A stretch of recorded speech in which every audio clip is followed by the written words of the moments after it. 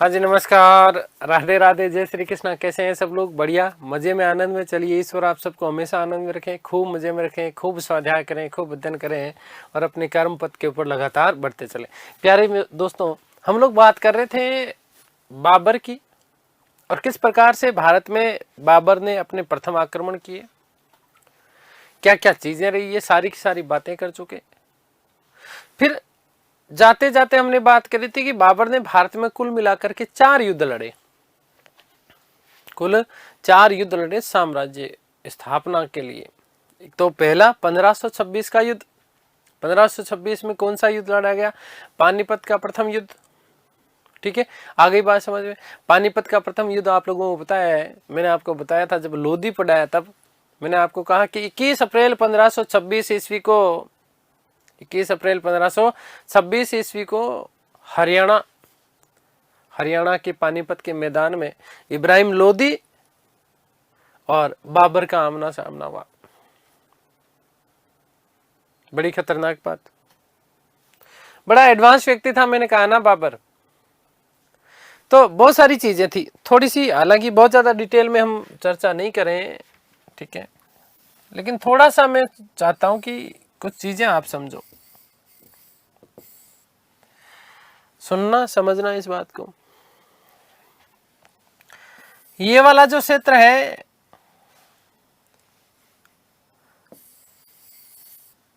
ये राजस्थान वाला क्षेत्र पूरा, इधर बाबर लगातार आक्रमण कर रहा था। इधर हम बात करें ये पूरे के पूरे क्षेत्र की, तो एक तरीके से लोधियों का यहां पर शासन हुआ करता था। राजस्थान का एक व्यक्ति राणा सांगा। कौन? राणा सांगा। राणा सांगा चाहता है कि अपने हिंदुत्व का ध्वज फहराऊं यहां पर दिल्ली पर, भगवा फहराऊं कहां पर? दिल्ली पर। तो दिल्ली के ऊपर नजरें हुआ करती थी किसकी? राणा सांगा की। राणा सांगा की। और राणा सांगा ने इब्राहिम लोधी को पराजित भी किया था। इब्राहिम लोधी को पराजित भी किया था। इधर से यहां से एक निकम्मा आदमी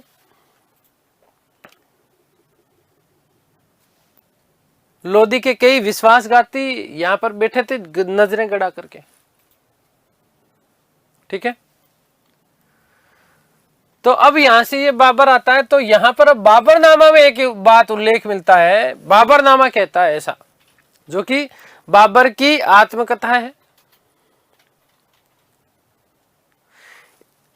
बाबरनामा में ऐसा लिखा हुआ है कि साहब, भारत के ऊपर आक्रमण करने के लिए राजस्थान के शासक राणा सांगा ने जो है निमंत्रण दिया था, क्योंकि वो दिल्ली के ऊपर आक्रमण करना चाहते थे। लेकिन अब इसको मुझे ये बताओ, क्या ऐसा संभव था? क्या ऐसा संभव था जब राणा सांगा स्वयं अपने आप में स्वयंभू थे, और ऐसा वीर क्षत्रिय शिरोमणि व्यक्ति जिसको देख करके जो है लोगों की रूह कांप जाती थी। हिंदुओं का भग्नावशेष कहा गया है। ठीक है, एक आंख में तीर लगी हुई, आंख फूटी हुई, हाथ कटा हुआ, पैर घायल अवस्था में, पैर कटा हुआ। ठीक है, फिर भी इसने जो है अपने प्रतिद्वंदियों को दिन में तारे दिखाई दिए। ऐसा व्यक्ति क्या बाबर से सहायता मांगेगा? नहीं मांगेगा। लेकिन ऐसा उल्लेख मिलता है कि बाबर को जो है भारत पर अब न्योता दिया आक्रमण करने के लिए। किसने? राणा सांगा ने। लेकिन ऐसा मुझे तो कहीं से भी संभव लगता नहीं है। आगे बात समझ क्लियर है? चलिए, खैर, तो पानीपत का युद्ध है ना। अब वहां पर ये सारी की सारी बातें मिलती है। कहां पर है? बाबरनामा में ये सारी की सारी बातें मिलती है कि साहब, राणा सांगा के कहने पर ही जो है बाबर भारत के ऊपर आक्रमण करने के लिए आता है। और हालांकि फिर जो है बाबर ने पानीपत के युद्ध में, माफ कीजिएगा, राणा सांगा ने पानीपत के युद्ध में बाबर का सहयोग नहीं किया। बाबर का सहयोग नहीं किया, इसलिए जो है बाबर ने आक्रमण किया था किसके ऊपर? राणा सांगा के ऊपर, और खानवा का युद्ध लड़ा गया। खानवा का युद्ध लड़ा गया। तो कहीं ना कहीं इस खानवा के युद्ध की भ्रष्टता को बचाने के लिए ये इस प्रकार की किंवदंतियां लिखी गई। खैर, बात करते हैं पानीपत युद्ध की। बाबर द्वारा बाबर के युद्ध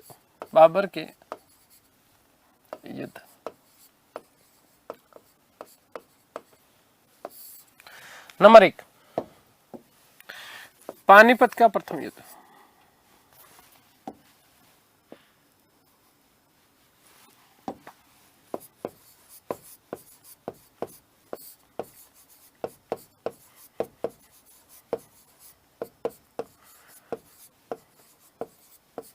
पानीपत का प्रथम युद्ध कब लड़ा गया? 21 अप्रैल 1526 को। कब? तो ध्यान रखना, 21/4/1526 ईस्वी को। कहाँ? तो पानीपत, हरियाणा के समीप,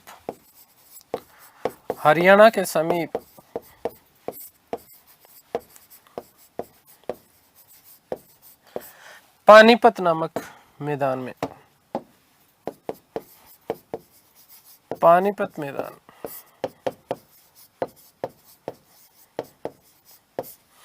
बात करें किसके मध्य? किसके मध्य? तो ध्यान देना, बाबर व इब्राहिम लोदी।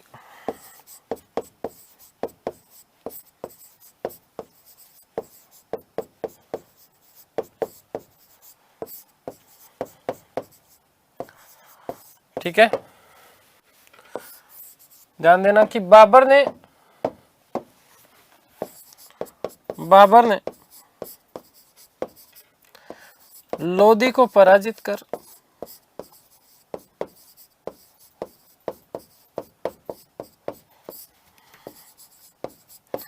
मार डाला।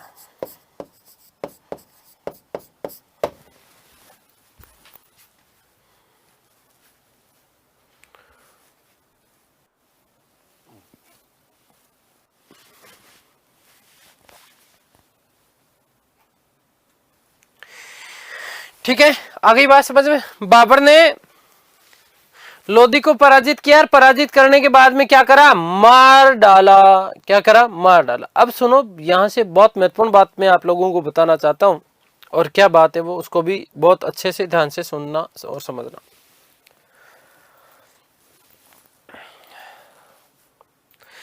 पहली बार क्या चीज?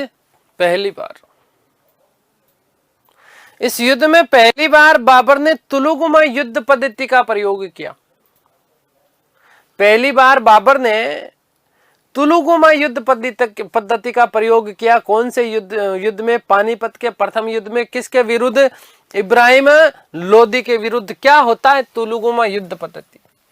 तो देखिएगा, मैंने आपको कहा ना कि बाबर जो था वो थोड़ा सा एडवांस था। थोड़ा क्या, बहुत ज्यादा एडवांस था।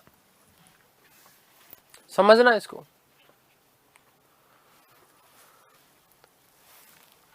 पानीपत के युद्ध में पहले ही आकर के अपनी तैयारियां करने लग गया था ये। ठीक है,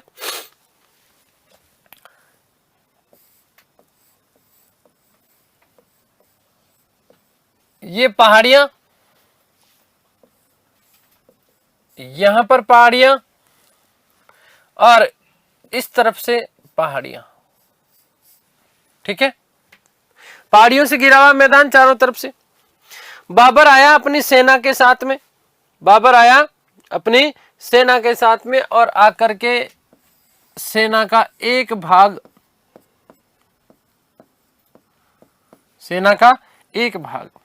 समझना इस चीज को, इस सेना का एक भाग यहां पर सामने, सबके सामने, और बाकी जो सैनिक हैं इसके पीछे।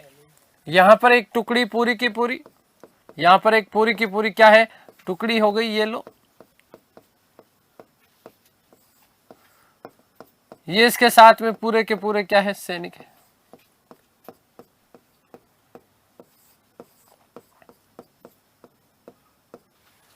ठीक है, अब यहां इस समय ऐसा कहा जाता है कि इब्राहिम लोदी के पास में लगभग 1 लाख की सेना थी। कितनी? 1 लाख की सेना। और बाबर के पास में कुल मिलाकर के ही जो है सैनिकों की संख्या यदि हम बात करें तो लगभग 15 से 20 हजार सैनिक, इससे ज्यादा सैनिक नहीं। अब उस स्थिति में 1 लाख सैनिकों के ऊपर कैसे पार पाया जा सकता है? मैंने आपको कहा ना कि बाबरनामा में एक उल्लेख करता है कि राणा सांगा ने उसको आश्वासन दिया था कि जब तू दिल्ली के ऊपर आक्रमण करेगा तब मैं इस समय आपका सहयोग करूंगा। आगे बात समझ में क्लियर है? तो यहां पर इस प्रकार से अब ना तो सांगा आया ही नहीं सहायता करने के लिए। अब बार बार इधर उधर से कहीं घोड़े के टापू की आवाज आए और बाबर ऊपर हो के देख रहा, भाई आया क्या सांगा, आया क्या सांगा, आया क्या, आया सांगा, नहीं आया सांगा। बाबरनामा में लिखा है सांगा नहीं आया तो क्या करे जाए। अब इधर से इब्राहिम लोदी आना है, इधर से कौन आना है? इब्राहिम लोदी आएगा और इब्राहिम लोदी के पास में भाई साहब खतरनाक सेना है, 1 लाख की सेना लेकर के, है ना। अब 1 लाख की सैनिक यदि एक साथ टूट पड़े तो 15 से 20 हजार सैनिकों को तो एक थप्पड़ में भी मामला सेट कर सकते हैं। एक थप्पड़ में ही मामला सेट किया जा सकता है। यस और नो? किया जा सकता है ना? अरे भाई किया जा सकता है, इसमें कोई दो राय ही नहीं है ना। इस प्रकार से खतरनाक सेना थी किसके पास में? इब्राहिम लोदी के पास में। बाबर ने कहा यार अच्छा मराया राणा सांगा, बुला तो लिया लेकिन अब आया नहीं है तो हालत खराब है कोई किसकी? बाबर की। तो बाबर ने दिमाग लगाया। बाबर मैंने कहा था ना बहुत एडवांस व्यक्ति था, बहुत एडवांस व्यक्ति था। ठीक है। पानीपत के पूरे मैदान का जायजा लिया और अपना एक सेना की टुकड़ी का भाग तो ये रखा। कुछ सैनिक इधर यहाँ पर, इसमें यहाँ पहाड़ियां हैं जो इन पहाड़ियों में छिपा करके बिठाए। ये वाला जो भाग था ये, ठीक है। इस प्रकार से समझ गई बात। यहां पर सैनिक छुपा करके, सैनिकों के कुछ जत्था, सैनिकों की टुकड़ियां यहां पर इन पहाड़ियों में छुपा करके बिठा दी गई और पता ही नहीं है इब्राहिम लोदी, इस चीज से पता ही नहीं है उसको। ठीक है। दूसरी चीज यहीं पर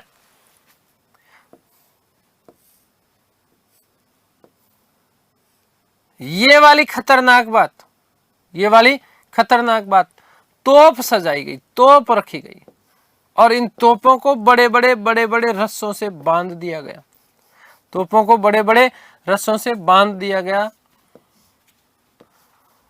ठीक है, आ गई बात समझ में। और यहां पर एक एक इसके लिए क्या खड़े कर दिए? तोपची खड़े कर दिए।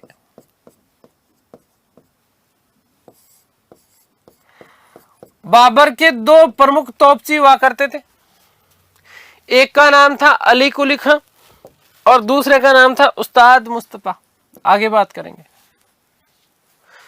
ये रस्सियों से इन तोपों को आपस में बांध दिया गया। ठीक है। और इस प्रकार से पूरी की पूरी अब तैयारी करके खड़ा है कौन? बाबर। समझना इस चीज को। इब्राहिम लोदी ये आपका कौन है? ध्यान रखना, बाबर है। बाबर की सेना।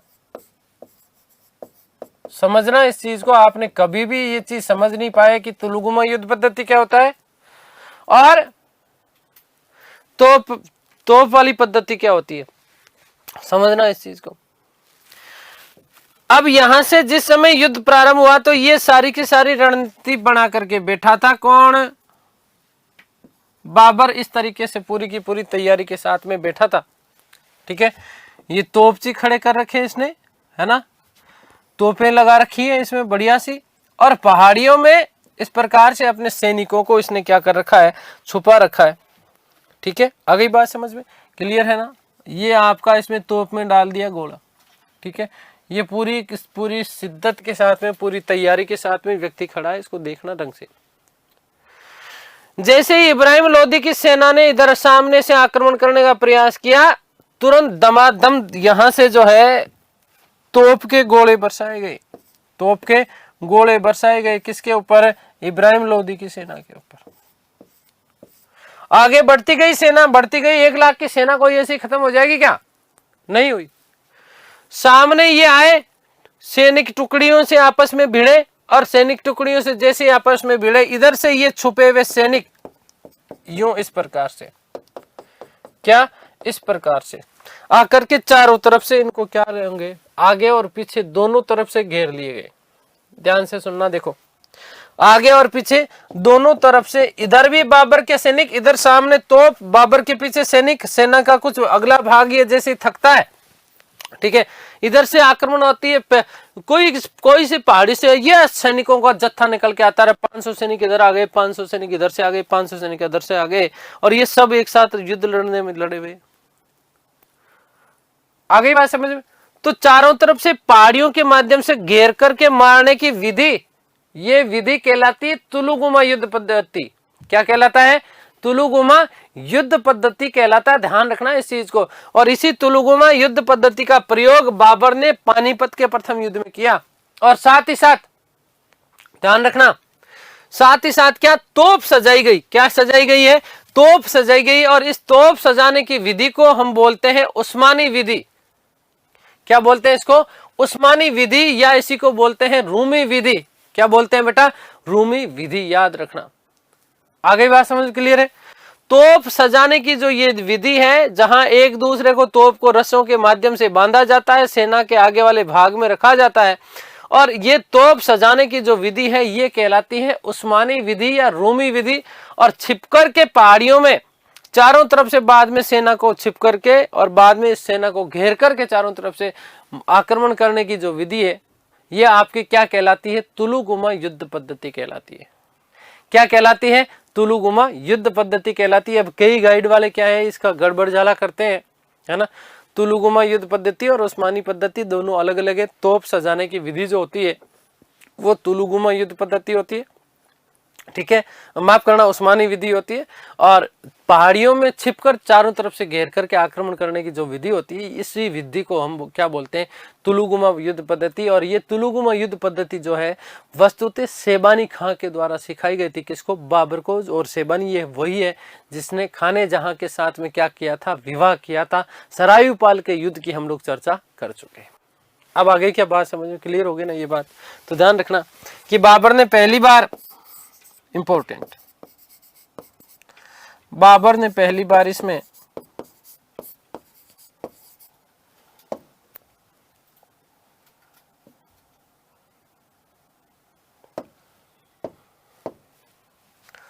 पहली बार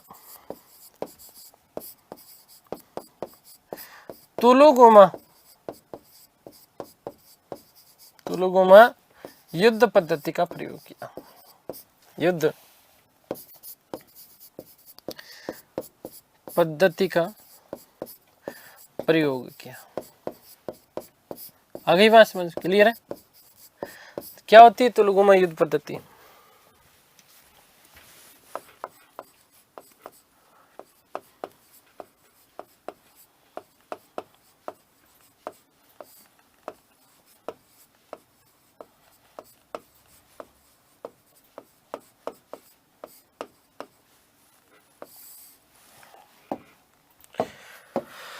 तो ध्यान रखना, पहाड़ियों में छिप करके चारों तरफ से घेर करके आक्रमण करने की विधि, सेना का एक टुकड़ा भाग जो पहाड़ियों में छुपा हुआ होता है, ठीक है ना, अलग अलग पहाड़ियों में, और जब बीच में आ जाते हैं सैनिक तो चारों तरफ से घेर लेते हैं। सामने भी उसके सैनिक और पीछे भी, अपने दोनों आगे और पीछे दोनों तरफ से काटना प्रारंभ करते हैं।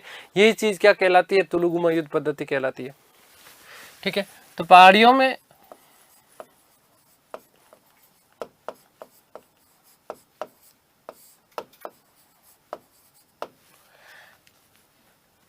छिपे हुए सैनिकों के एक भाग के द्वारा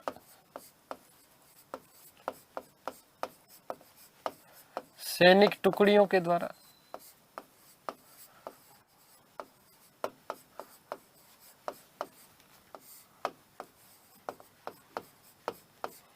दुश्मन सेना को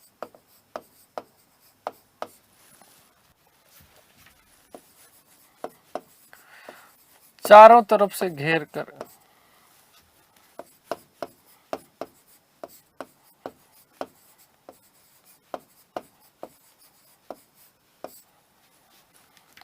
व्यू में फांस लिया जाता है।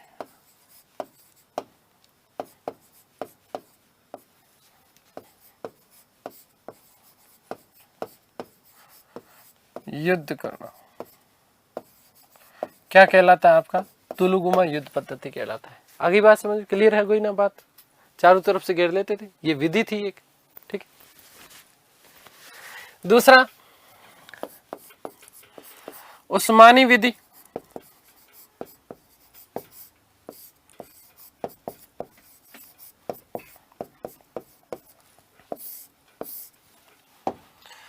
इसी को क्या बोलते हैं? तोप सजाने की विधि। रूमी या उस्मानी विधि भी कहा जाता है। तोप सजाने की विधि।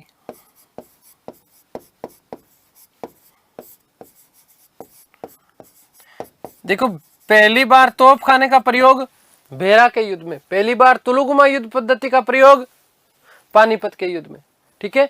दोनों अलग अलग है, ध्यान रखना। अब कई लोगों ने इसको मिक्स करने का प्रयास करते हैं, दोनों अलग अलग है बेटा। पहली बार तोपखाना का प्रयोग पंजाब भेरा वाले आक्रमण में, पहली बार तुलुगुमा युद्ध पद्धति प्लस तोपखाने का प्रयोग पानीपत। दोनों साथ चीजें एक साथ कब हुई है? पानीपत के युद्ध में। इसे रूमी विधि भी कहा जाता है।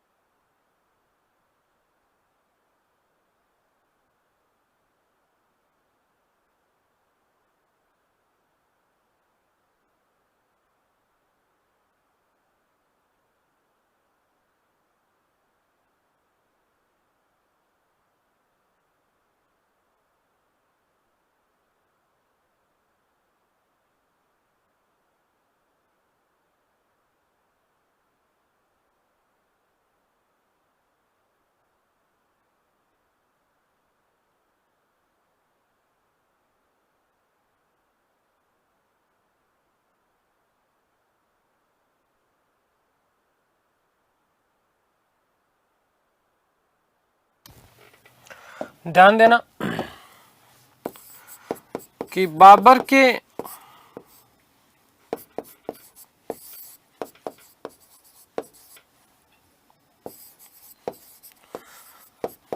दो प्रमुख तोपची कौन कौन थे? तो उस्ताद अली कुली खां,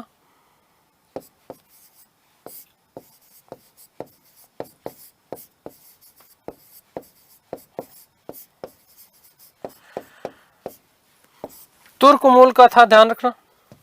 और ये तोप खाने का अध्यक्ष था, तोप खाने का अध्यक्ष भी था, ध्यान रखना।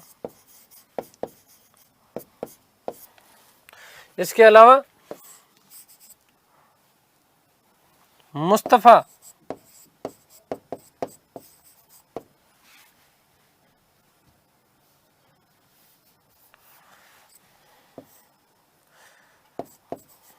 कौन था? मुस्तफा खां।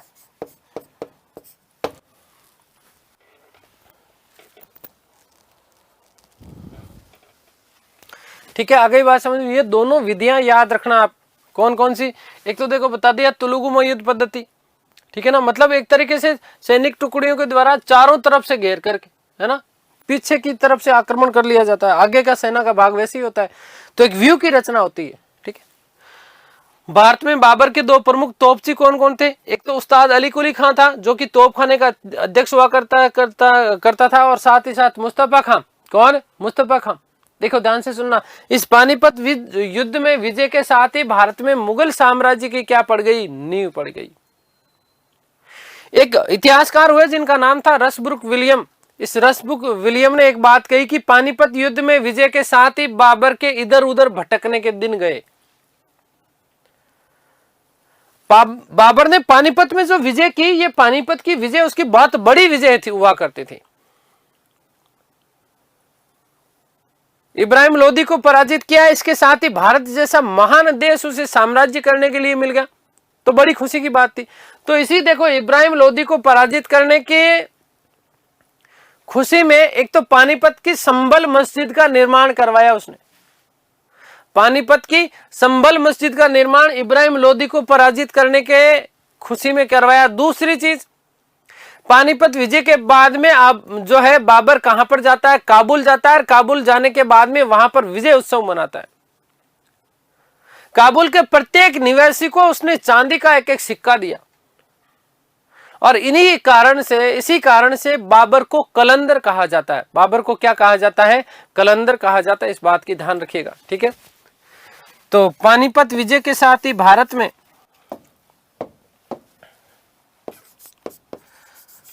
पानीपत विजय के साथ ही भारत में मुगल साम्राज्य की स्थापना हो गई।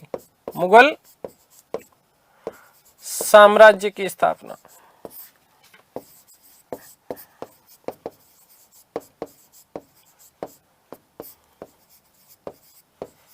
दूसरा कि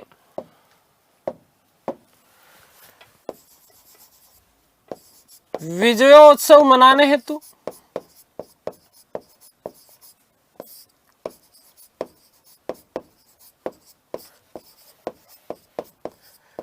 बाबर काबुल गया, और काबुल के प्रत्येक निवासी को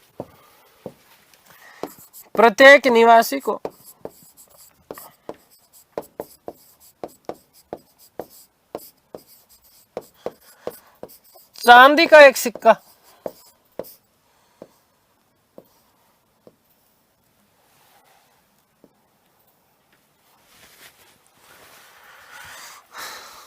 चांदी का सिक्का उपहार में दिया।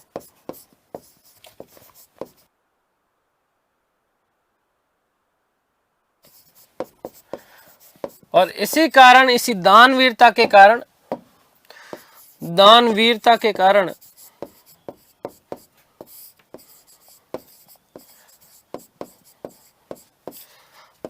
बाबर को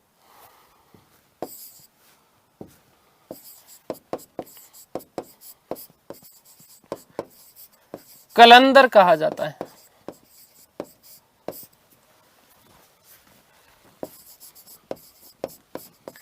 बाबर को क्या कहा जाता है? कलंदर कहा जाता है, ध्यान रखना।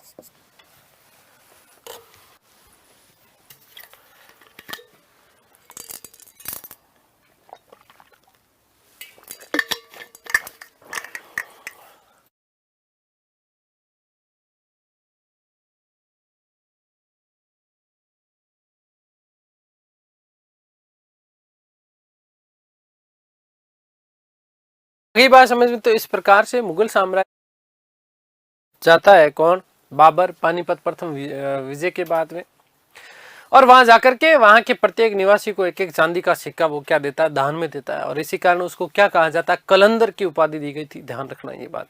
उदारवादी या उदार विशाल हृदय वाला जो शासक, उसे क्या कहा जाता था? कलंदर कहा जाता है।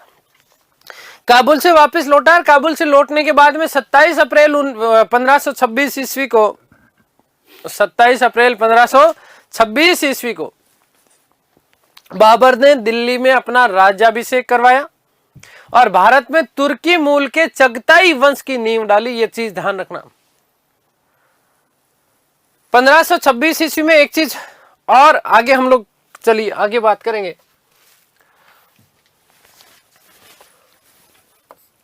कि काबुल से लौटकर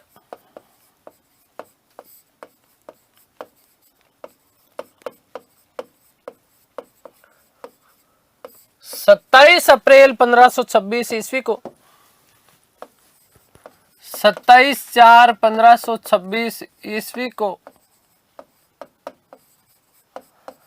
बाबर ने दिल्ली में अपना राज्याभिषेक करवाया।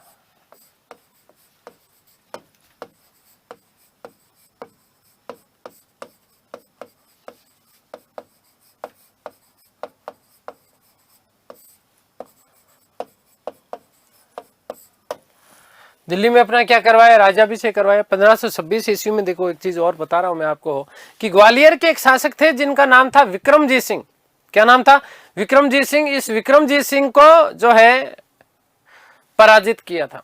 अब कुछ इतिहासकार कहते हैं कि इस विक्रमजीत सिंह ने वस्तुतः किसके साथ में? लोधी के साथ में युद्ध लड़ा था। किसके विरुद्ध? बाबर के विरुद्ध। और विक्रमजीत सिंह को जो है हुमायूं ने पराजित किया और हुमायूं ने इसके विक्रमजीत सिंह के परिवार से कोहिनूर हीरा प्राप्त किया था। और ये कोहिनूर हीरा लेकर के ये किसको ला करके देता है? बाबर को। किसको देता है? बाबर को। अब ये कितना सत्य है इस बात में ये तो हम लोग नहीं कह सकते। तो पानीपत युद्ध का असर ये हुआ भारत में, एक तो ध्यान रखना कि लोधी वंश का पतन हो गया है और मुगलों का उदय हुआ और साथ ही साथ भारतीय व मुगल शैली का क्या हुआ? एक तरीके से समन्वय हुआ। क्या हुआ? समन्वय। एक नोट लगा के लिख रहा हूं मैं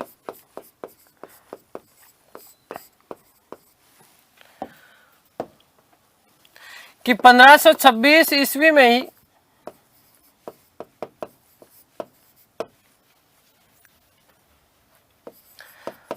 बाबर ने ग्वालियर के शासक ग्वालियर पर आक्रमण हेतु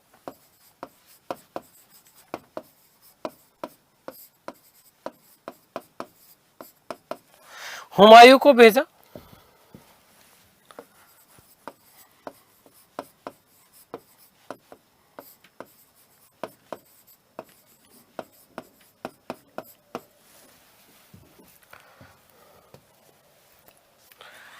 हुमायूं ने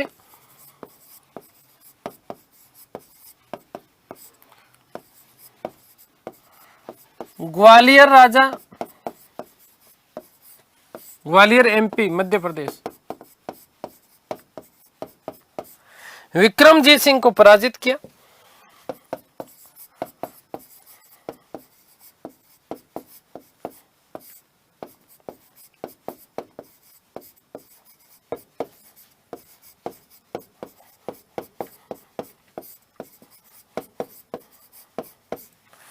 और इस विजय से कोहिनूर हीरा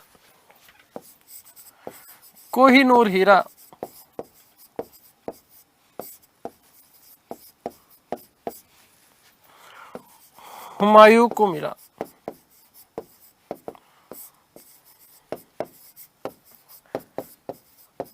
आगे बात समझ में क्लियर हो गई बात? तो ये बात थी। अब जो हम बात करने वाले हैं, बात करेंगे बेटा खानवा युद्ध की।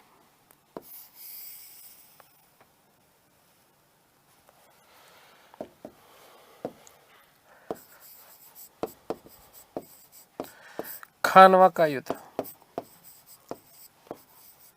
नंबर 2। कौन सा युद्ध? खानवा का युद्ध।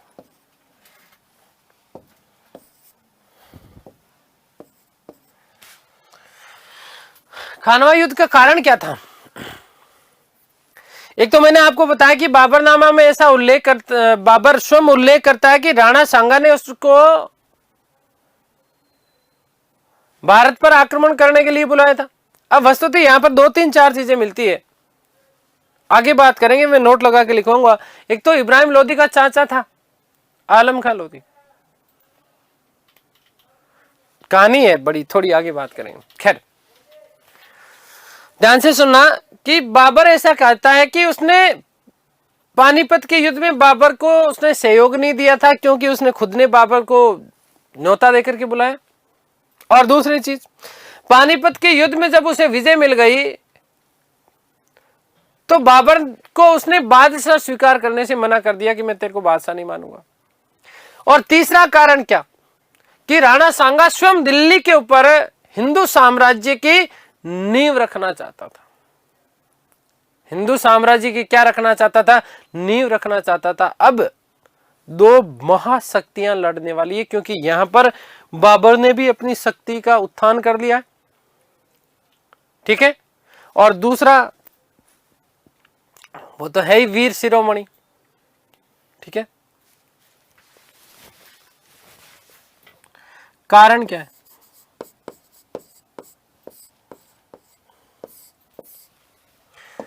नंबर 1, राणा सांगा द्वारा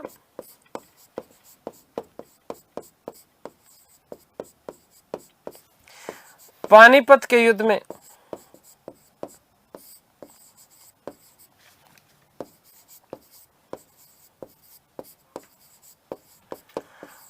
बाबर को सहयोग नहीं देना।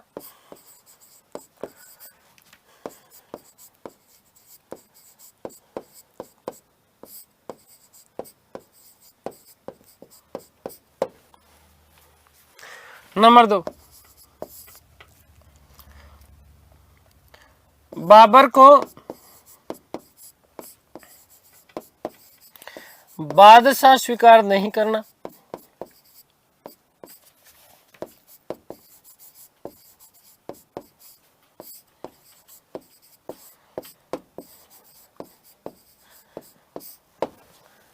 नंबर 3, कि राणा सांगा स्वयं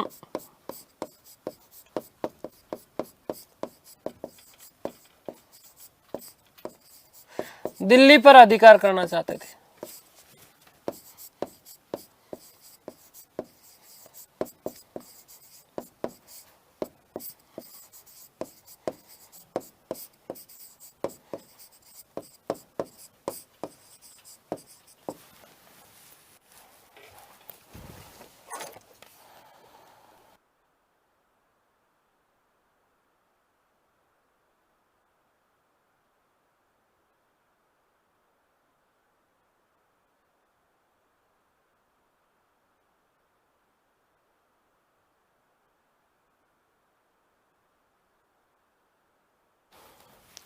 ठीक है, आगे बात समझ में क्लियर है?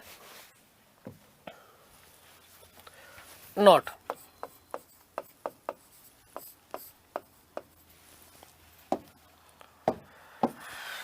अब मैं वो बात लिख रहा हूं कि बाबरनामा के अनुसार, किसके अनुसार? बाबरनामा के अनुसार राणा सांगा ने बाबर को भारत पर आक्रमण करने का न्योता दिया, परंतु ध्यान रखना यह बात सत्य नहीं है, यह बात सच नहीं है, उसके पीछे कारण है, उसको समझो।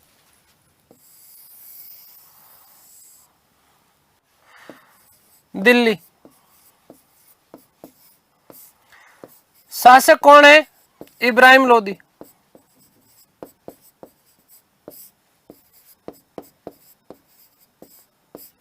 समझना इस चीज को। आगरा, इस इब्राहिम लोदी का एक चाचा था, इब्राहिम लोदी का चाचा, जिसका नाम था दिल का आलम। क्या बताऊं तुम्हें? आलम खान लोदी। इस आलम का मैं कह रहा हूं ना, दिल खराब हो रखा था। आलम खान लोदी क्या चाहता है? दिल्ली का शासक बनना चाहता है, दिल्ली का शासक बनना चाहता था।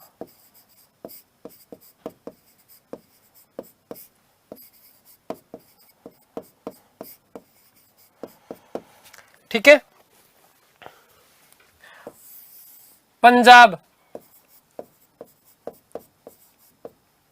और पंजाब का एक सूबेदार है,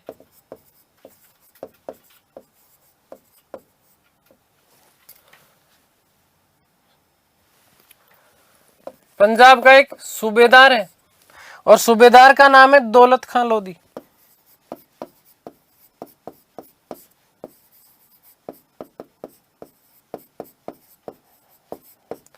क्या करना चाहता है?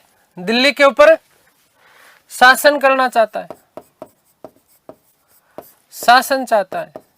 किसके ऊपर? दिल्ली पर। इसके पीछे कारण क्या था? इस इब्राहिम लोदी ने दौलत खां लोदी के बेटे के साथ में क्रूर अपमान किया। बेटे के साथ इब्राहिम लोदी ने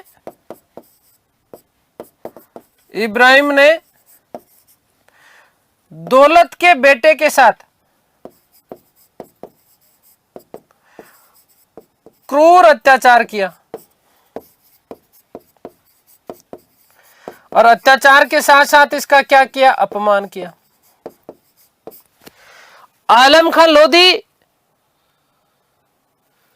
ये ऐसा सोचता था कि मैं इब्राहिम लोदी से ज्यादा सक्षम हूं और मेरा भतीजा होकर के दिल्ली का सुल्तान बन के बैठा है, इसकी क्या औकात है मेरे सामने।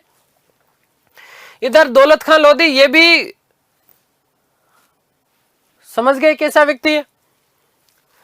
अब ये भी चाहता है कि दिल्ली के ऊपर अधिकार कर लूं। आलम खां लोदी ये भी चाहता है कि दिल्ली के ऊपर अधिकार कर लूं। ठीक है, अब सुनना, इसको समझना। तो इब्राहिम लोदी को जब पता चला आगरा के आलम खां लोदी के बारे में कि चाचा सही नहीं है, वो चाहता नहीं है कि मैं यहां पर शासन करूं, तो इसने इस इब्राहिम लोदी को, आलम खां लोदी को कहां भेज दिया? पंजाब भेज दिया। अब देखो ये इसकी दुर्भाग्य की बात थी ये कि पहले तो एक ही दुश्मन था, पहले तो एक दुश्मन था, अब दो दुश्मन एक साथ हो गए, दो दुश्मन एक साथ हो गए। ठीक है, आगे बात समझ। अब हालांकि ये बात इब्राहिम को ये नहीं पता था कि दौलत खां लोदी भी उससे खार खा के बैठा है और आलम खां लोदी भी उससे खार खा करके बैठा है। ठीक है, आगे बात समझ में क्लियर है। आलम को ये नहीं पता कि दौलत खां लोदी इब्राहिम लोदी का क्या है? दुश्मन है। लेकिन आलम खां लोदी को यहां से हटा करके आगरा भेज दिया गया, माफ करना, आगरा से हटा करके कहां भेज दिया गया? पंजाब भेज दिया गया। कहां भेज दिया गया? पंजाब भेज दिया गया। तो दो दुश्मन एक साथ हो गए।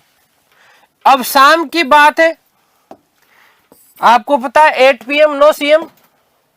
ठीक है, बात कब की है? शाम की है। शाम के समय दोनों दुश्मन बोले तो कौन? दौलत खां लोदी, और सामने कौन? आलम खां लोदी, जो कि इसका चाचा था। किसका? दौलत का। किसका? दौलत का। बढ़िया सी टेबल लगा रखी थी, शाम का समय था, और भाई साहब इस टेबल के ऊपर बड़ा सा क्या रखा हुआ था?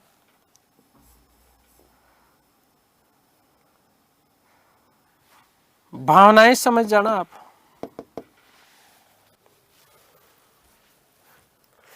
समझ गए क्या मामला? ठीक है, दोनों ने दो दो पैक पिए। दो पैक पीने के बाद में धीरे से इसके दिमाग से निकला, किसके दिमाग से? तीर दौलत खां लोदी के दिमाग से निकली बात क्या? कि यार आपका जो भतीजा है ना, वो कैसे है? तो ठीक ठाक ही है, क्या ज्यादा बढ़िया नहीं है। कील मारा एक। तो तुरंत प्रभाव से इसने कहा, किसने? आलम यार कहीं का भतीजा, वो जो शासक तो मुझे बनना चाहिए वहां का, लेकिन अब दुर्भाग्य से वो बन करके बैठा है। तो दोनों दुश्मन एक हो गए, और दुश्मन एक हो गए तो यार मेरे भी उससे दुश्मन, ये ऐसा करेंगे, आप तो दिल्ली के क्या बन जाना? सुल्तान बन जाना। इसका पत्ता अपन कर देते साफ। आप दिल्ली के सुल्तान बन जाना और आधा साम्राज्य मुझे दे देना, इससे ज्यादा मुझे कुछ नहीं चाहिए। ठीक है, लेकिन यार पीते पीते ये बात करा कि चल ठीक है भाई इब्राहिम, बात तो तेरी सही है, तू मुझे ये बता दौलत। आलम कहता है, दौलत तू मुझे ये बता कि तेरे पास सैनिक कितने? कि सैनिक तो यार मेरे पास 5000 है। कितने हैं? 5000। तो फिर ये दौलत कहता है कि आलम तू बता तेरे पास कितने सैनिक है? कि मेरे पास भी लगभग 5 से 7 हजार सैनिक है। कितने? 5 से 7 हजार सैनिक है। तेरे बाप इब्राहिम लोदी के पास में 1 लाख की सेना है। कितने? 1 लाख की सेना है, और मार मार के जमुरा बना देगी। फालतू की बकवास मत करे। उतर गई दोनों की। आ गई बात समझ? क्लियर हो गई? अब क्या करें कि यार उधर राजस्थान में एक व्यक्ति है राणा सांगा, वो सहायता कर सकता है। तो उसने कहा देख राजपूत है, भिगा भिगा के मारेंगे। ठीक है ना, छाप के दे के मारेंगे, ठीक है ना, हालत खराब कर देंगे, उसके पास तो जाना ही नहीं। उसकी औकात तो वैसे भी इतनी है खुद की कि वो चाहे तो खुद अकेला दिल्ली के ऊपर क्या कर सकता है, आक्रमण करके और दिल्ली को जीत सकता है। तो क्या कह रहे, एक उधर से एक लुटेरा आता है। कौन आता है, लुटेरा आता है। और लुटेरा कौन है, बाबर आता है कि छोटी मोटी लूट वूट करके गया था, वो भेरा में करके गया है ना, पेशावर में करके गया, मुल्तान में करके गया, जो है दीपालपुर में करके गया बाबर। कौन, बाबर के उससे सांठगांठ करो तो ऐसा देखो, सुनो, ये इन दोनों लोगों ने वस्तुतः मूल रूप से कौन, एक तो दौलत खां लोधी ने, किसने, दौलत खां लोधी ने और आलम खां लोधी ने मिलकर के न्योता दिया था किसको, बाबर को, भारत के ऊपर आक्रमण करने के लिए। और ऐसा कहा जाता है कि जब पानीपत का प्रथम युद्ध लड़ा गया तो इस युद्ध में आलम खां लोधी और दौलत खां लोधी जो कि पंजाब का सूबेदार हुआ करता था, ठीक है ना, इन दोनों की संयुक्त सेना भी बाबर की सेना के साथ में थे, इसलिए कुल मिलाकर के 20,000 सैनिक हुए थे। आगे बात समझ क्लियर है। तो बाबरनामा के अनुसार जो बातें लिखी गई है वो यथार्थ रूप में क्या है, गलत है।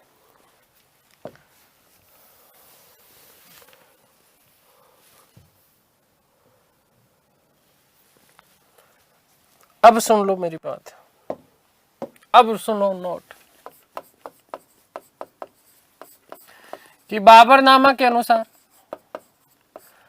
बाबरनामा के अनुसार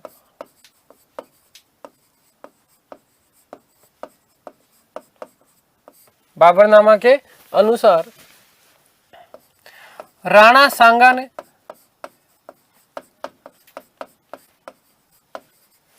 बाबर को भारत पर आक्रमण करने का न्योता दिया था। बाबर को भारत पर आक्रमण करने का न्योता दिया।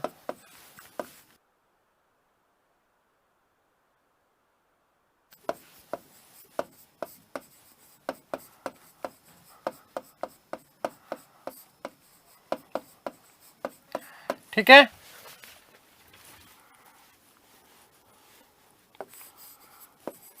परंतु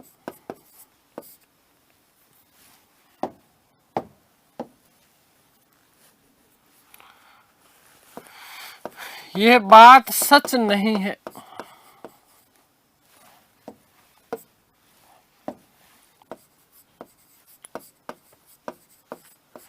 क्योंकि बाबर को इब्राहिम लोदी के चाचा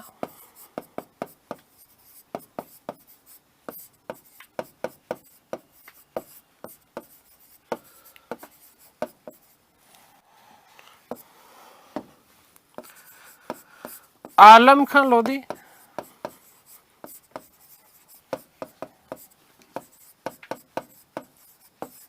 व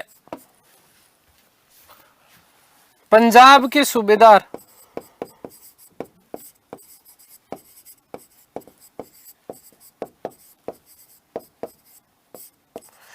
दौलत खां लोधी ने बुलाया था।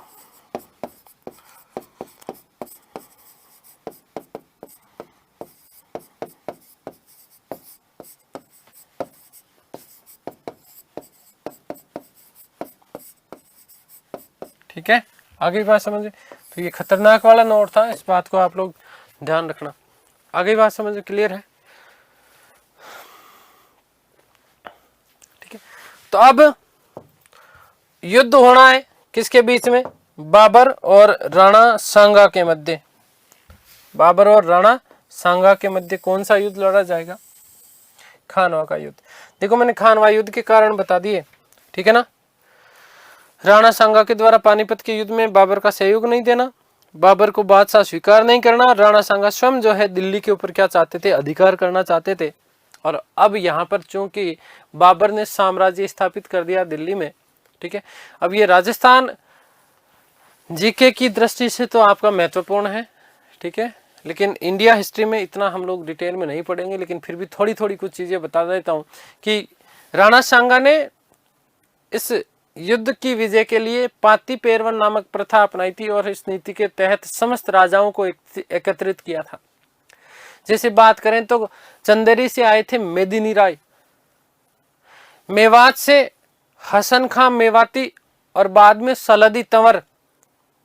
ये सलदी तंवर ने लास्ट समय में राणा सांगा को धोखा दिया था और धोखा देने के बाद में वो जो है बाबर के पक्ष में हो गया था। आमेर से एक व्यक्ति आए थे जिनका नाम था पृथ्वीराज कछवाए। क्या नाम था? पृथ्वीराज कछवाए। याद रखना, सांगा जब घायल हुए इस युद्ध में तो उन्हें कालपी पहुंचाया था। मारवाड़ से राव गंगा के पुत्र मालदेव। बीकानेर के शासक शामिल हुए थे जिनका नाम था कल्याणमल। सादड़ी के झाला अज्जा। मोस्ट इंपोर्टेंट प्रश्न बनता है झाला अज्जा से, राजस्थान जीके के दृष्टिकोण से, क्योंकि ये वही झाला अज्जा जिन्होंने खानवा के युद्ध में जब राणा सांगा घायल हुए तो घायल होने के बाद में राणा सांगा का छत्र जो है उन्होंने धारण किया। ध्यान रखना, आमेर के पृथ्वीराज कछवा ने सांगा को कालपी पहुंचाया था घायल होने के बाद, और जबकि सादड़ी के झाला अज्जा ने सांगा के घायल होने के बाद में राजकीय छत्र अपने जो है सिर पर धारण किया था, ताकि दुश्मनों को पता नहीं चले कि सांगा घायल हो चुके हैं युद्ध में और उन्हें यहां से बाहर पहुंचा दिया गया है। आगे बात समझ में क्लियर है ना? तो ये बात ध्यान रखना। सिरोही के एक शासक थे जिसका नाम था अखेराज। ईडर, गुजरात से व्यक्ति आए थे भारमल। अफगान से इब्राहिम लोदी का भाई महमूद लोदी। ठीक है, महमूद लोदी इब्राहिम लोदी का भाई था जो कि अफगानिस्तान से आया था खानवा के युद्ध में लड़ने के लिए। इन समस्त राजाओं ने राणा सांगा का सहयोग किया था। कौन से युद्ध में? खानवा के युद्ध में। ये दुर्भाग्य से जो है खानवा का युद्ध पराजित हो गए थे। राणा सांगा की ओर से गुजरात के ब्राह्मण भी शामिल हुए थे वस्तुतः इस युद्ध में। ये चीज भी आप लोग विशेष रूप से ध्यान रखना, ठीक है ना?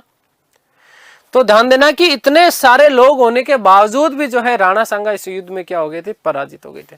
खानवा का युद्ध की हम लोग बात कर लेते हैं। देखिएगा, खानवा के युद्ध की हम बात करें तो खानवा कहां पर है? खानवा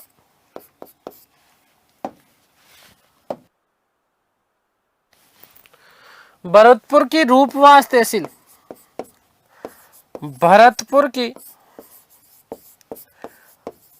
रूपवास तहसील, भरतपुर बोले तो राजस्थान, ठीक है। रूपवास तहसील में स्थित है, तहसील में स्थित है।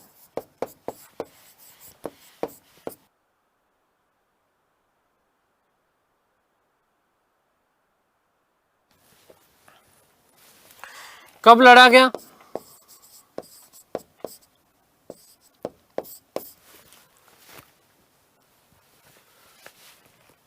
तो ध्यान देना 17 मार्च 17/3/1900 माफ करना 1527 ईस्वी, 1527 ईस्वी।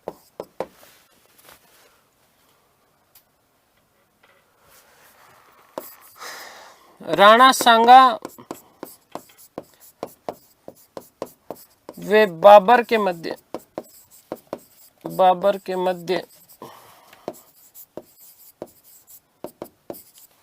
ध्यान देना, बाबर विजय रहा, बाबर विजय रहा।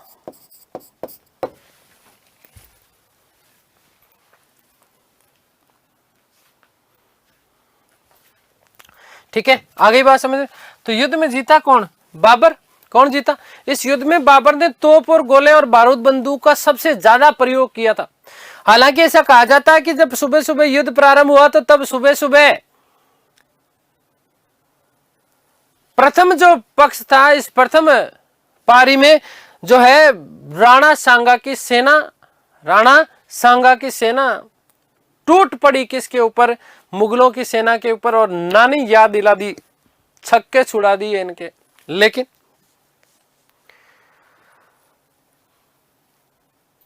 अत्यधिक गोला बारूद और तोप का प्रयोग किया गया, तोप खाने का प्रयोग किया गया। किसके द्वारा?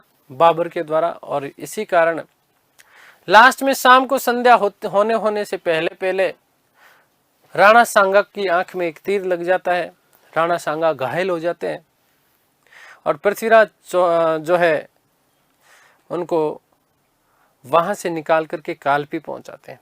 झाला अज्जान ने राणा के छत्र को क्या किया था, अपने सिर पर धारण किया था। हालांकि इस युद्ध से पूर्व, देखो ध्यान से सुनना, खानवा के युद्ध से पूर्व बाबर की सेना जो है वो तैयार नहीं थी। बाबर की सेना तैयार नहीं थी, क्योंकि बाबर की सेना ने कहा है तू बाबर हमें मरवाएगा, तू तो ड्रम के ड्रम दारू पीता है, तेरा कोई भरोसा नहीं है, तेरा कोई भरोसा नहीं है, मरवा देगा और राजपूत एक को भी नहीं छोड़ेंगे, तेरी तोप वोप तो वो खुद उठा करके ले जाएंगे कांधों पे लांद करके, इतने खतरनाक है राजपूत राजा। और हमें इसका पहले वो स्वाद चखा चुके, मरवाएगा तू हमें, तेरे तो दारू के नशे में रहेगा तू, हमें पता नहीं चलेगा कि कब क्या कैसे हो गया। तो बाबर ने कहा ये बात, हाँ आज के बाद शराब नहीं पीऊंगा, आज के बाद शराब नहीं पीऊंगा। तो उसने शराब के बर्तन तोड़े, शराब पीना छोड़ा और साथ ही साथ उसने इस युद्ध को जिहाद का नारा दिया। जिहाद का नारा का मतलब यह होता है कि धार्मिक युद्ध बताया इसको। उसने कहा कि यह धर्म युद्ध है, अगर विजय मिली तो तुम्हें स्वर्ग मिलेगा और यदि तुम हार गए तो तुम्हें क्या मिलेगा, नरक मिलेगा। यदि इसमें जीत गए तुम तो स्वर्ग की अप्सराएं आएंगी और आने के बाद में आपको वो अपने साथ में लेके जाएंगी। आगे बात समझ में, ये धार्मिक युद्ध है, ये धर्म युद्ध का चर्चा जो है इसको नारा देता हूं मैं, जिहाद का नारा। और साथ ही साथ सैनिकों के ऊपर लगाए जाने वाले तमगा नामक जो कि एक व्यापारिक कर हुआ करता था, इस व्यापारिक कर को जो है इसने क्या कर दिया था, माफ कर दिया था। आगे बात समझ क्लियर है। इसी युद्ध के दौरान राणा सांगा की पत्नी कर्मावती, और इस कर्मावती से भी बाबर मिलता है, और बाबर ने इसी युद्ध के दौरान राणा सांगा की पत्नी कर्मावती या करेमेती या कर्णवेती, तीन नाम मिलते हैं, उन्हें अपनी धर्म पुत्री होने का बात कही थी। उन्हें हिंदू पुत्री कहकर के संबोधित किया था किसने, बाबर ने। बाबर महिलाओं का बहुत ज्यादा सम्मान करता था, ये चीज आप लोग विशेष रूप से ध्यान रखना। और इसी कारण बाद में जब गुजरात के शासक बहादुर शाह ने घेरा डाला था चित्तौड़ का, तो इसी समय रानी कर्मावती ने हुमायूं को रक्षा करने के लिए राखी भेजी थी। आगे बात समझ क्लियर है। तो देखिएगा नोट कि खानवा के युद्ध से पूर्व, खानवा के युद्ध से पूर्व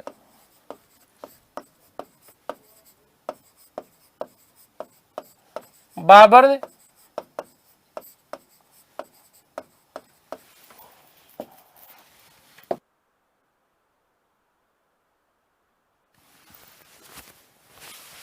शराब पीना छोड़ा, शराब पीना छोड़ा, शराब के बर्तन तोड़े, शराब के बर्तन तोड़े। नंबर 2, इस युद्ध को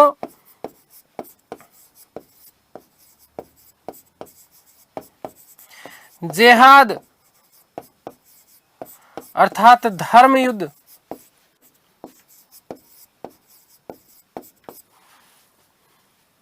घोषित किया।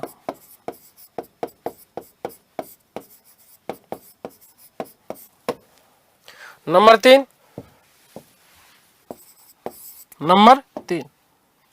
कि सैनिकों पर लगने वाले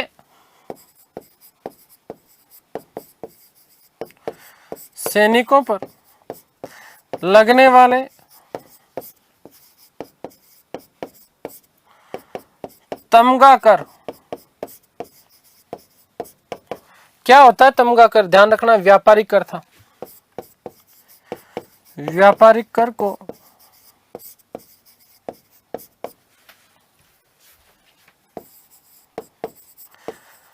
माफ कर दिया।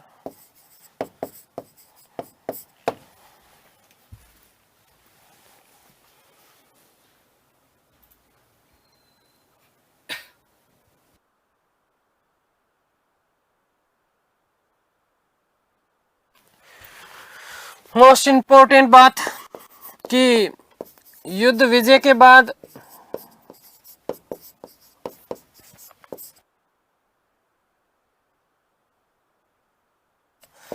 गाजी की उपाधि धारण की।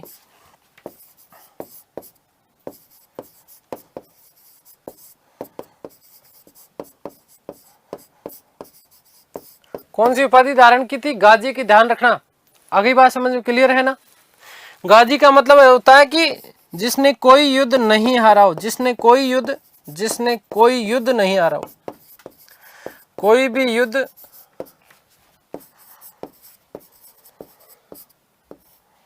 हारा नहीं हो, हारा नहीं हो। ठीक है, मोस्ट इंपॉर्टेंट बात नोट कि युद्ध के दौरान रानी कर्मावती से मिला।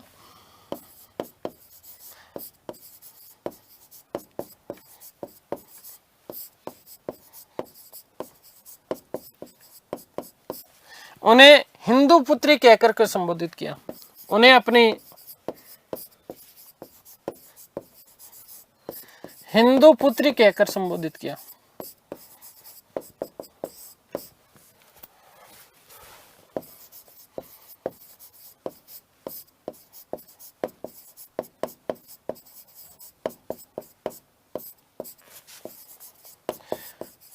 क्या कहा? हिंदू पुत्री कहकर के क्या कहलाता है, उसने संबोधित किया था। क्योंकि महमूद लोदी इब्राहिम लोदी का भाई था। ठीक है, इब्राहिम लोदी का क्या था? भाई था।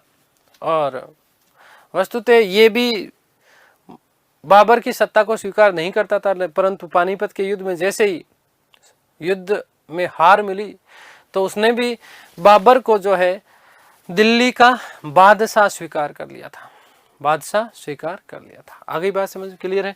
तो ये सारी की सारी बातें हम लोगों ने कर ली, बहुत डिटेल से अब मैंने आपको पढ़ा दिया। अगली वाली क्लासों में थोड़ा अभी इनको बहुत तेजी के साथ में हम लोग कवर करेंगे। उम्मीद करता हूँ सारी चीज़ें आप लोगों को समझ में आई होगी। ईश्वर से प्रार्थना करता हूँ कि आप सब स्वस्थ रहें, मस्त रहें, तंदुरुस्त, आह्लादित और प्रसन्नचित रहें। सृष्टि की संपूर्ण खुशियाँ आपको और आपके परिवार को मिले। मिलते हैं अगली कक्षा में, तब तक के लिए सभी को धन्यवाद, नमस्कार, थैंक यू सो मच।